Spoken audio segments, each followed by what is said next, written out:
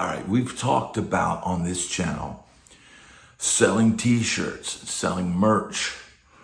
And, I had my good friend Bob Nellis from Offbeat in that video. And that's exactly what he does now on a much larger scale, is help people with their merch and, doing that.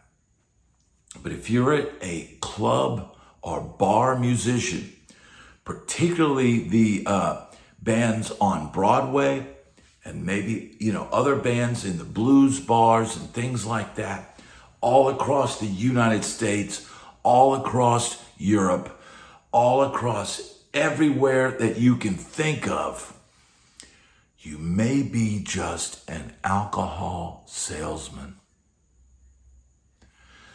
Now, what do I mean by that? I came to this realization at a stint after I had gotten off the road. A band that I was out with had basically broken up. Their new singer had left, and it was literally like dropped on us on like a Monday morning. Like, hey, I'm leaving, and good luck, everybody. Basically. And I had just signed my mortgage. And, I had the largest payment at the time. It was like $670 or something a month. And I had gone from $400, $500 apartment. So, all of a sudden you're, here you are, and you've got to go back to the clubs. So I was at home, and one night, and all of a sudden, it was probably like 4 or 5 in the afternoon, and I got a call. Hey, can you put together a band for tonight? And I was like, yeah. So I literally called. I knew the drummer that I had been out with on the road.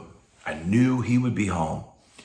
And then I called my old friend John Billings, who, plays with the Monkees and played with Donna Summer, and, is a great bass player and was my roommate in Hollywood for the first year. And I called my good friend Rachel Rodriguez, and I knew between the 4 of us, we knew plenty of songs and we could play a gig. And the call was to play at Bourbon Street Blues and Boogie Bar, a stalwart of the, Nashville scene. And it and Nashville at the time were going through a change. But, Printer's Alley at that point in time was not like, it was not doing like crazy good business. And so, we got the call to play the Blues and Boogie Bar. And, I am not a blues purist by any stretch of the imagination. I can play Red House really well, and I know a handful of, blues tunes, but, I don't consider myself like just a blues guitar player. So, I asked them, well, what do you want us to play? And they're like, man, just do whatever you feel like, and, keep the crowd, build a crowd and keep the crowd. So, we gradually, we came together and we started a band called Moderately Sauced. And it's obviously, a name that refers to drinking. And we got the name from a clientele of the bar who came up and said, oh, you guys are great. And I said, oh man, I appreciate it, but you're drunk. He goes, I'm not drunk, I'm moderately sauced. So we said, okay, we'll call the band Moderately Sauced. But I was beginning to realize, and especially in that situation, that we were alcohol salesmen. And, there's a lot of that going on in downtown Nashville. If you are selling a lot of booze, and you're selling a lot of beer and shots and everything else, the bar is going to be happy with you being there. If everybody's making money, And that includes the waitresses, that includes the bartenders and the manager and everybody else. If money is coming in, then you are going to get called back. And in particular, at this point in time, when we were playing, Bourbon Street Blues and Boogie Bar, it was not the heyday of that club. It was going through a transition period. And they needed a band that could just come in there and play and pull the people in from the street, because you always got foot traffic in Nashville. You would always have people, walking by. And so if you were playing and it sounded good, they would pipe the music from inside the club. They would pipe it out on a little speaker on the street. And so people would hear what you were doing and would come in. And once they came in, it was our job to make sure they had a good time. Now, at this point in time, I was still, drinking beer and shots and whatever. But I also knew, because I had gotten a DUI in Nashville prior to me going on the road. I had a gig where I played. It was like one of those gigs where every note you play is perfect and you have a good time. And at the end of the gig, I said, well, I'm going to go home. They said, oh no, we're going to go down to, this place in the Gulch, and like, come on, let's go. And so I did what I normally wouldn't do, but I went out and, I had a few and I got popped. So, I went through all of that, and that was not a good situation. And, it cost a lot of money. And, I had to go through the alcohol training course and all that. But they literally teach you in the alcohol training course how to drink. They don't tell you, oh, stop drinking. They say, no, well, you can have one drink an hour. And I'm like thinking, shouldn't you guys be teaching people to not drink and not tell them how much they can drink? But that was the state of the situation. So when I got the gig to go play down at Bourbon Street, now I knew I was going to have to sell beer. I was going to have to sell it. But I also knew that I needed to, I didn't need to be out drinking and getting behind the wheel. But I also knew that when you're on stage, there's a fine line of that. And people want to see a band that's partying. And, you think back to the Rolling Stones. Everybody knows Keith Richards was off the chain, right? Ron Wood was off the chain. And people go to see the circus. They go to see the spectacle. So, I was in this situation where I was going to have to be back in the bars after getting off the road. When you're on the road, you're not driving. You have a driver that's the tour bus, and you can have a few drinks, and you're never in a situation where you have to drive. But now all of a sudden, I'm back in the clubs, and I know that I'm just an alcohol salesman. My job depends on me selling beer. Okay?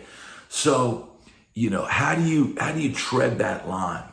And, one, the class that we took, saying you can have one beer an hour. Okay, so I would have my one beer, on the amp, and I would take a break. All right, everybody, we're going to have a big drink break, and everybody, and we do, and I'd take kind of a little fake sip, you keep the lips, to the bottle, and just a little bit comes out, and you go, and you raise a toast, and you do all that, and you play the music that makes people want to drink. And we would play all kinds of different stuff, some blues, but we would play funk, and we would play old school R&B, and then some classic rock, some Zeppelin and stuff like that. But, it really all came down to selling that booze. Now, other members of the band, and I won't name names, some of them didn't drink at all.